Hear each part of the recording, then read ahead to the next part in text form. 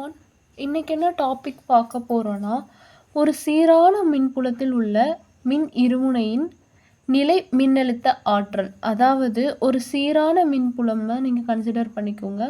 Electric field காமனாக போய்கிட்டு இருக்கு. அந்த இடத்துல நம்ம மின் இருமுனையை வைக்கும்போது ஏற்படக்கூடிய மின்னழுத்தம். ஸோ சீரான மின்புலம்ங்கிறது இ வெக்டார் அப்படின்னு நம்ம எடுத்துக்கிறோம்.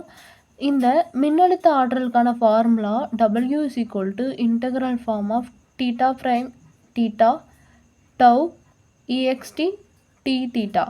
ஸோ இந்த tau extக்கான ஃபார்முலா வந்து என்னென்னா tau ext equal to Pங்கிறது வந்து இந்த அச்சுக்கோட்டோட டைரக்ஷன் இன்ட்டு இந்த எலக்ட்ரிக் ஃபீல்டு மின்புலத்தை ஈன்னு வச்சுக்கிறோம். ஸோ பின்னு வச்சுக்கிறோம். இந்த வேல்யூவை கொண்டு நம்ம இங்கே சப்ஸ்டிடியூட் பண்ணுறோம். So W is equal to integral form of theta prime theta P cross E sin theta. இந்த டைரக்ஷன் ஆக்சுவலி எந்த டைரக்ஷனாக போகுதுன்னா sin theta direction sin theta into d theta.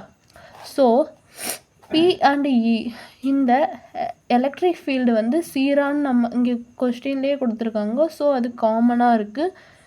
E and P ரெண்டுத்தையும் காமனாக வெளியே எடுத்துட்டோம்னா so 0 integral form of theta prime theta sine theta d theta.